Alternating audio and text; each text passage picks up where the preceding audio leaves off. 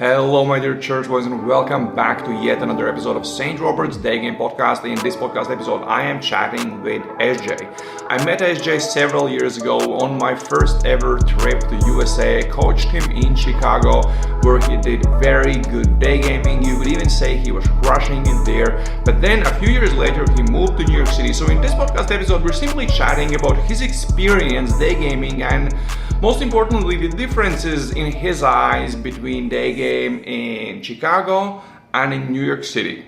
Also, another thing he did was he took his day game skills and adapted them to bar game and became very successful at New York bar game, and he will tell you in this podcast episode how he did that. SJ is an interesting character. He has actually been on my podcast before, but that podcast episode isn't available anymore.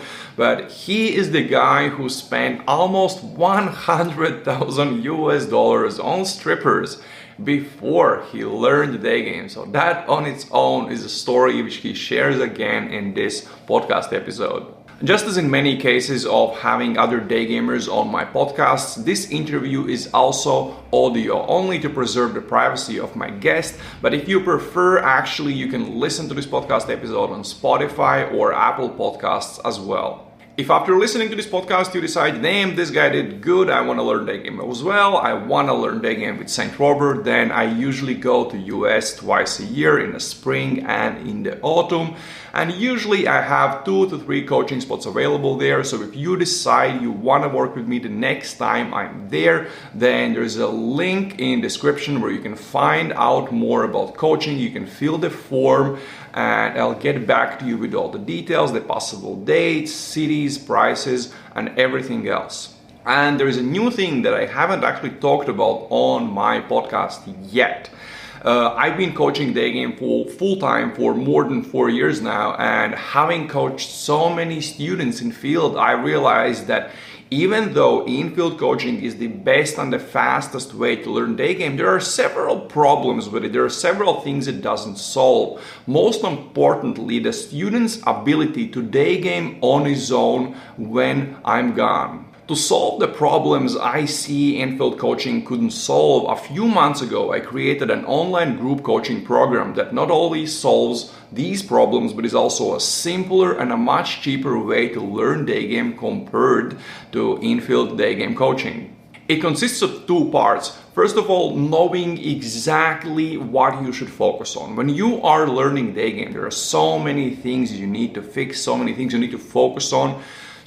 But usually there are maybe 1, 2, or maybe 3 things that if you fix them, everything else will fall into place. So what we do in this program every week over 12 weeks, that's 3 months, I send guys a weekly video explaining what are the most important things to focus on for that week, the theory they need to know, homeworks, tasks, and everything else. Then they can prepare what they need to prepare and go out day gaming. And the second thing, well, life gets in your way. Sometimes the weather is bad. Sometimes you're not in the mood to day game and you skip your day game sessions. So we're doing weekly accountability calls to make sure guys are staying accountable. They're going out, they're taking a lot of action. And also during these calls, they can get all of their day game questions answered too. We launched a test group, half of the length of the regular program a few months ago, and the 4 guys that went through the program did amazing. All 4 of them got dates,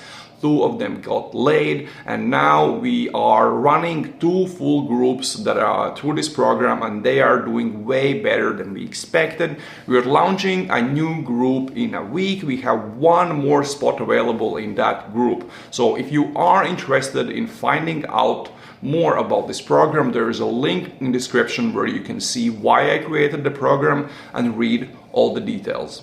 And now with all of this being said, let's get to the interview with SJ. And we are here with SJ. Well, SJ, let's start the podcast with, for the guys who haven't heard the previous episode that isn't online anymore, because you went super PC and had a girlfriend and day game is evil, day gamers are bad. You had your phase. Why don't we tell the story shortly of the strippers and how you spent almost 100K in strippers before learning day game? Fascinating. How could I ever forget this story? Yeah. So once upon a time, in my 20s, I would frequent strip clubs avidly. So it started off innocently enough, as many young men will, and then it evolved into me going into the champagne room every night I went, The champagne room, how much does that cost you? depending on the place you're at. So in Chicago, you're looking at maybe 400 to enter before you leave when it's all said and done. You're probably looking at a bill around like 2K after they've rung up like a champagne bottle or two. And if you really enjoy the girl, yeah, you're gonna go upwards of 1,200 at least, I'd say, per visit. Now, it wasn't without any success that I frequented these clubs. I've dated 3 strippers. Haven't dated one since because at times it can become toxic, right? No shit. Not to mention, you're gonna lose your shirt eventually. You're gonna lose your shirt. What do you mean? Well, you're gonna lose, like, you're gonna spend so much cash there Oh, yeah. before Yeah. you know it. Hey, can you tell how you bought those Louboutins? Oh, yeah. That was hilarious. That was a good story. So I took one stripper out. She was Russian, who I'd met one night in Chicago. And we went to like a famous mall, right? And where does she take me right to? But Neiman Marcus. So we go upstairs. She's browsing, picking up a couple different shoes, insisting that, if I buy her these, it'd just make her so happy. So lo and behold, is holding like a $900, I think maybe $1,100 pair of Louis Vuittons. So, of course, I brandish my credit card. She swipes it. And then we go out to dinner, which she insists on paying for. And then the next day, I don't text her. A couple days go by, I still don't text her. Just fell off the face of the earth. Lesson learned. Never buy, not even strippers, but don't buy anyone anything unless there has some credence to it, right? Unless you're already dating them. Unless you're already dating them. Or she's a regular that you like and you want to buy her something. I'm fine with that. By the way, my voice sounds weird because I'm super high, guys. We're in New York, so, it's legal. Okay, so how did you get to the number of, I think it was 800,000 that you spent total on strippers, you said? 800? No, it was beyond. Oh, no, sorry. It was almost 100, so you said Around 80,000. 80K. 80K is what I meant, yeah. Well, you fall in love as soon as you walk into a lot of these places, I'll be honest. Like, it's girls in this tight get-up. They look great. They smell great. And then for me, like, when I would go in, like, my methodology was I'd go up to them, right? I wouldn't sit around and have them go up to you, which would kind of kick them off their guard, right? And, eventually what ended up happening was I would try to leave the place, and they either wouldn't let me leave, or I wouldn't want to leave, and the girl who I was gaming, would just kick me out. Like, she's like, I can't have any of the other strippers, come up to you, because they're gonna take you, basically. Take your money. Yep. I want your money. Exactly. That's what they were saying. Okay. And then we worked with you in Chicago. And then how did you do after coaching? Because you did pretty well in Chicago, right? Yeah, I did really well. I remember our coaching sessions back there, and I was having great results. I was probably, out of 100 approaches, I was getting at least, I would say, 7 to 8 lay ratio out of that. Wait, what? Yeah, after you had left. You did how many sets after I left? Well, so I'm saying, I did roughly 1,000, but out of every 100 sets, I would get 7 to 8, back to my apartment, and basically I would get the. Wait, so how many lays did you get there? In Chicago? Yeah. I don't think I did 1,000 approaches, but I probably did at least 500. So upwards of 20. Okay, so 20. Yeah, okay. That's pretty good. That's weirdly good. Now no one's gonna believe you. Lie. Say you did worse. No, I'm joking. Yeah, Chicago was just a unique area for me, which hasn't been the same on the East Coast. A lot different for me. But since I knew all the spots to go and the places to be, I think that helped me with my numbers, especially. Basically, the nice part about Chicago too is almost every number I got, I could get them on a date, right? And were there daygamers in Chicago? What was the deal with that? I met one, and after we did our podcast, he was kind of not berating me, but he was just chastising me. He's like, "Man, this is a great area. Like, I'm upset that like you kind of tipped off people to Chicago and what it's like." But Fucking moron. Yeah, yeah. The big city. It's a big city, and basically him and I were the only ones that went out there and were getting results. Especially where you and I used to game down there. So. Oh fuck yeah, that place was really cool, and I was there. It was fucking cold in the city. The city was so cold. Yeah, we went in the I was heart there of like winter. January, I think. February. First even time worse. in the U.S. First city, Chicago. It was windy. It was snowing. It was cold, and I think we did 3 days of it. We did 3 days. Did we only do 3? Yeah, Are you sure? almost positive.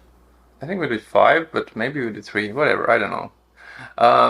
Anyways, Chicago, and then you left. You moved to the Big NYC. Apple, New York City, one of the world's greatest day game cities, guys. This place is unbelievable. The quality you see on the street. I mean, Ukraine didn't have this quality, I would say. This is because you see the hot Ukrainians here and Russians and all over Europe and Latin America and everyone is just the super hot. The quality is next level here, guys. So how long have you been here? So I've been here since June. So what is that? Now it's end of October, guys, by the way, because this is published way later than when we recorded. Right. So June 1st I moved here. So it's been a little over 4 months. I've gotten 2 day game lays. How many sets have you done here? Probably 250. So 1 out of 125. I think if you're coming from Chicago, from a super easy city, from the results you're getting to New York, I think that's fine for a beginning. I don't think it's bad.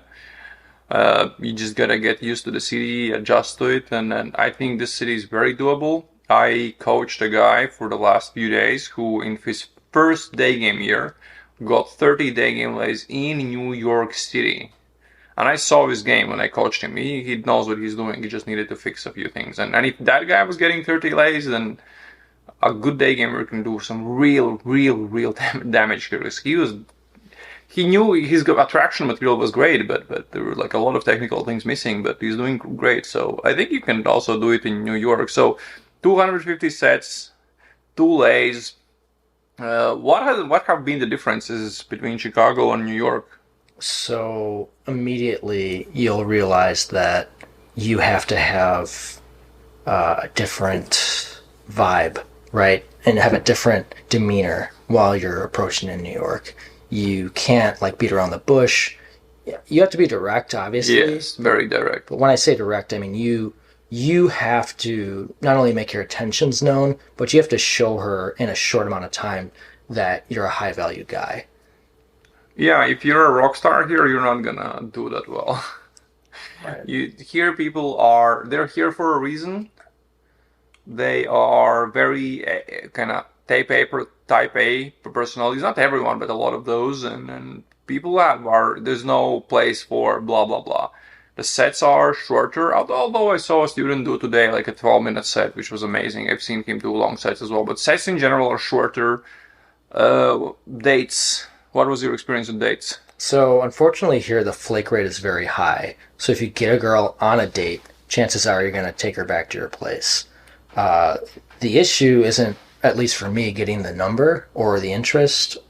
It's getting her out for a date.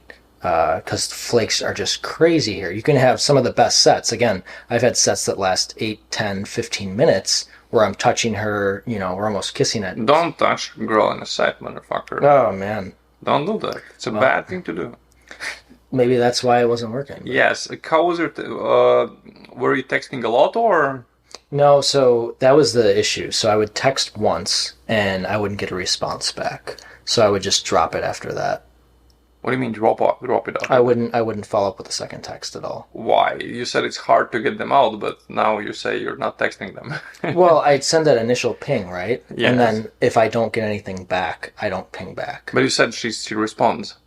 No, she doesn't respond. Oh, and That's then the issue. yeah, I mean, if she doesn't respond, she doesn't respond. Then okay, she didn't like something in a set, or she's Why set a second ping, right? Yeah, yeah, of course. But the texting here is in general, from what I understand, because I have very limited experience in New York. Like most of my day game experience is having coached guys. I have coached a bunch of guys here and seeing how they're doing and what really works for them, and observing different types of students in this environment, which actually is better than having a lot of experience in New York. Because if you just know how it works for yourself, it doesn't mean that, because New York is a top city, you need to have the right personality to make it in day game here. If you aren't naturally kind of chatty and decent with people, it's going to be super hard to be good in New York City. In New York City, people just see everything. They see through you. Unless you're chatty and kind of natural, and then you add good game on top of that, then that's when you can crush New York. But okay, the days you went on, and you've been on dates from other sources here, right? Like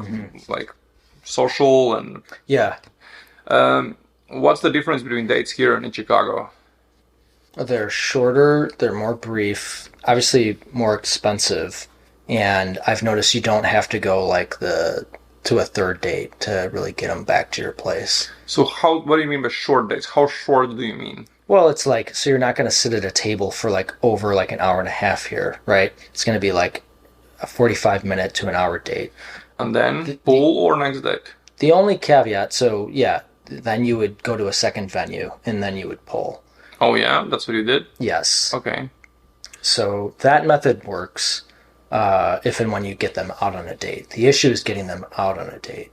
Well, yeah. But you got to do more size. 250 is nothing, for New York. You got to understand how the city works, adjust.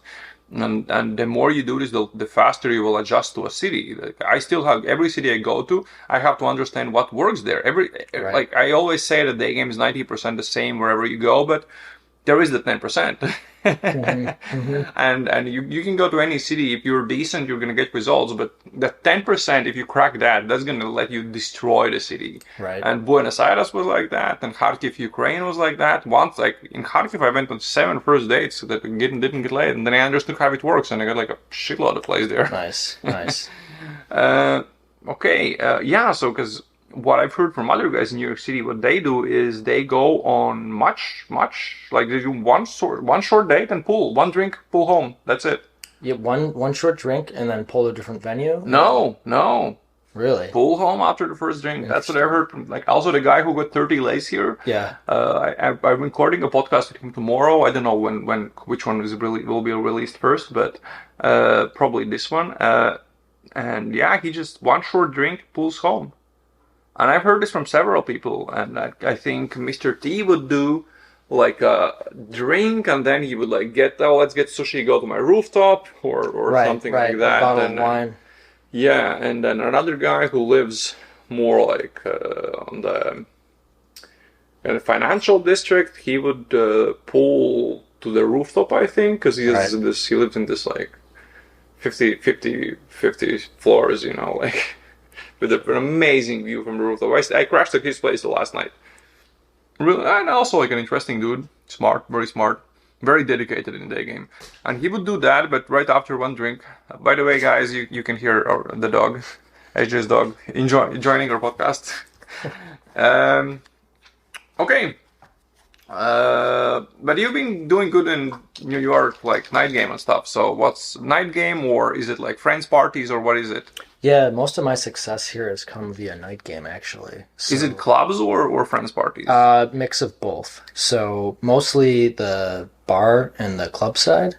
I've noticed that gay bars, especially, like women feel more comfortable there. So I've pulled a couple times from gay bars. So you go to gay bars the game? Not intentionally. I've been brought there. Your male friend, the Daygamer, brings you to a gay bar. It's like, hey, go to this really cool bar. Man, if it gets me laid with a female, I don't give a fuck. No, it was a joke about gay game. Okay, so you go to gay bars, and And so you've been successful there. Where else? Because otherwise, guys are just gonna start going to gay bars. You know how this works. You Oh, tell of them this course. is what you do, that they'll start doing that. I think, yeah, if you have decent day game, it transitions well into night game. My areas of success have been around like becoming really tight with like bartenders, because then they back me up, and then they'll like, I have my pick of like who I want to go home with when I'm at these So how do bars. you get tight with bartenders? And let's wait before that. Male bartenders or female bartenders? Female is much better, but if you can't make it with the female, then obviously the male. You're even better off if you can get in like a general manager's pocket at that bar, because as you're standing outside waiting to get in, you walk up to him and say, "Hey, I know the general manager here. This is his last name. We're friends." You stroll in, everybody sees you, and they're like, "Who's that guy? I want to go meet him." Do you? I assume you build these relationships over time by frequenting the same venue over 100%. and over and over again. Have to. You have to. Okay, so your total lake count in New York is It's 9. that's pretty. For you being here like 5 months, that's pretty okay. Yeah. 2 days a month, that's pretty decent for. Two day games, and then the rest have been all night game. Yeah. I mean, as long as it's not online, Mm-hmm.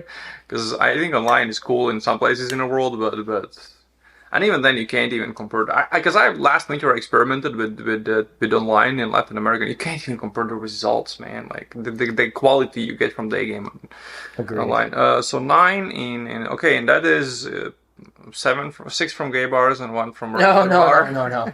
I would say it's I've had like 3 from like gay bars, the rest from regular bars that I frequent commonly. How does someone in New York who is getting some results in day game but maybe wants to try night game, how do they find bars they could frequent? So this is a great exercise that I actually learned from Mr. T. So what I did, and he advised this, was walk out in the middle of the day, and any bar that strikes you as interesting, or a bar that kind of pulls you in, go in there, see what the crowd's like, see how you get along, and then star it on Google or whatever you use. Take note of it, and then keep going there, right? Reinforce that relationship you have with that bar there. So I think he had me go to like 7 or 9 different spots, and that helped me like narrow down, hey, like this is where I could really do well. Again, I got that Irish background, so I can speak a lot of Irish, which bartenders love. And, then I'll just have women come up to me and say, like, how do you know everybody here? Why does everybody know you? Like, I got to get to know you. So that's the best scenario, right? When they're walking up to you and saying, like, hey, great to meet you. Like, what's your story? So you find these places by just walking around random bars. You start frequenting them. You make friends with female bartenders, The general bouncer. managers, male bartenders, everyone basically. How do you get friends with them? Just ask them about their day, how they're doing, what's going on in their life, what their true passion is. People love to talk about anything outside of their job, right? And I've had like some of like the best experiences with people at the bar. Like some of the bouncers, they're like, "Are you hungry? Like, do you want some food? Like, come on, I'll buy you some like food or whatever," and which they get from free from the kitchen, right? But then I've gone to so many bars where I know like the chefs, I know the waiters, I know the hostess, I know everyone there, and it just gives you that like credit of being a person who's well liked and known. And that's interesting because this obviously applies to if you're living in a city. This doesn't apply to day games. Okay, what else would I want to know? You go there, you get to know them. Do you approach there? You approach there. Absolutely. Yeah, later in the evening usually, but to my point, like I almost don't even have to, because I know a set time where the crowd's going to start rolling in. I'm at the bar almost always by myself, and I'm having a great conversation with a beautiful bartender. So then 3 women will sit next to me, and then they see her talking to me and wanting to get to know me more. She already knows me, so then they're just so much more invested and involved. So you just basically don't have to open them. It's just a conversation. You can at any moment start talking to them. Very soft open. I've been opened like 3 times by very good looking chicks at bars just for that reason. and I'm just sitting there like having a good time with the staff and the bartenders. Yeah, guys, wait, to everyone who says that you have to be tall, SJ is not tall. He's not short, but he's not like me or he's yeah, or even Mr. T. So he's like an average height dude. Yep.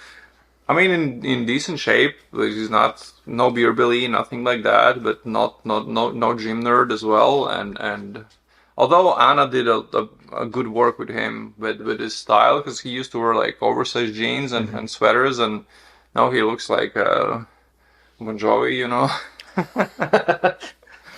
When I met him a few days ago, I was like, "Oh, look, this guy doesn't dress like a moron anymore." So yeah. When you start a conversation with them, is there how do you start a conversation with those girls that sit down next to you at a bar? Usually I'll strike up something like, you guys don't seem like you're from around here. Whether they are or they aren't, right? And Of course. it's basically like, what are you looking for tonight? What are you guys out celebrating? That's another good one. Yeah, similar to what you'd ask somebody you don't know, right? Yeah, just a random dude at a bar. Yeah, exactly. And that's another great point, because if there aren't girls at the bar, but there are dudes there, talk to the dudes too. I mean, yeah, it's a gay bar. Be open-minded. No, I'm don't be not saying narrow-minded. you'd be surprised to get the gay men will help out the straight men more than you know, because they're hoping to transition them. But you just hold your ground and say that's not what I'm about. And Oh yeah? I've gotten laid because I've talking to guys like who are straight at a gay bar, and like girls who are hitting on them. I've walked up and been like, just friendly to the guy, and that's translated into me like taking the girl home, because she's like, "How did you know him?" I was like, I never tell her that I didn't know him. Okay, what do you see as differences between day game and bar game? Or like some big differences that you do completely differently? Of course. So with day game, you really have to be on, right? You can't beat around the bush, and you have to strike fast, especially in New York. If you can't approach your set in the way you want to, you have to approach it regardless, and it's not in always the best way. With bar game, it's more relaxed. You can sit back, look around, chat with other patrons, and just get to know more people. Whereas day game, it can be very isolating, especially in New York, which is why I love to go out with wings. Okay. I don't know. Is there anything else you want to share about your New York adventures? Just that be ready to be challenged here. It's not like anywhere else I've been. I mean, I'm a decent looking dude. Like you said, I'm not tall. I'm very average, about 5'9". So it's just it's a learning experience, and you have to push yourself through a lot of things. I've gone out with wings here for like a month or two, where then they've just given up completely. So it's a city where you can really learn a lot, but at the same time, it can kind of take you away from like the day game light, so to speak. Yeah, a lot of guys just give up. I've seen some guys who are so dedicated. Oh my God, but with very little to show for it, like a few days, but they keep going and they keep going and they keep learning, and they just are really driven, really hardcore. It's really amazing to see, and that's what I kind of love about my job. Like you see all these people, and then you have like guys who have everything going for them in their life, but for whatever reason, unfortunately, they quit after a month because Right. they didn't get 10 lays in a month. And Right. okay, I think we covered everything. I can't think of any other questions. Oh yeah. Well, SJ, thank you for doing it. Go out day game. Bars are nice, but what if you improve your game? No, by the way, if you're getting late into bars, like no, who cares? The day game, in my eyes, is a learning tool. Yes. It's not necessarily the best way to meet girls. By the way, I'm not saying, for many guys there are way better ways to meet girls, but I think there is not a single better way for learning game. You learn by day gaming, and then you apply that skill set in whichever field you choose to do that. I mean, you're doing it in bars. I know guys who are night gaming, who are doing a social circle. I even know guys who are doing online BDSM circle with their day game skills and all of that. So there are different things for different guys, but day game is the best way to learn. Well, okay. Thank you for doing this, and we'll see you in the next podcast, dude. Absolutely. Well, guys, thank you for listening. As I said in the beginning of the podcast, if you decide you want to work with me next time I'm in the US, then there's a link in the description where you can read more about how infield coaching usually happens. You can fill the form there and I'll get back to you with all the details, cities, dates, prices, and everything else. But if you want to learn day game in a way that is simpler and cheaper than infield coaching, and this is especially for guys who have been dabbling in day game for 6 or more months and still aren't getting laid, then well, click on the link in the description to find out about the online group coaching program I created. Students in that program are doing way better than I expected, and we're launching a new group in a week, and there's one more spot available. If you're going out on day gaming a ton and want to talk to other day gamers, then we have a group chat with more than 400 day gamers from literally all over the world. You can join the group as well by clicking the link in the description. And I recently created a separate group for day gamers in the USA, but you'll find a link to join that once you join the main group chat. And if you are someone who has been going out for a while, is doing okay in terms of getting numbers, and now you need to improve your texting and you need to find out what's wrong with your dates, why aren't you getting laid when you are going on dates, then I have several free texting and dating online courses available on daygamecourses.com. You can go out and check out those as well. Well, thank you for listening, guys. That's it for this time, and see you in the next podcast episode. Ciao, guys.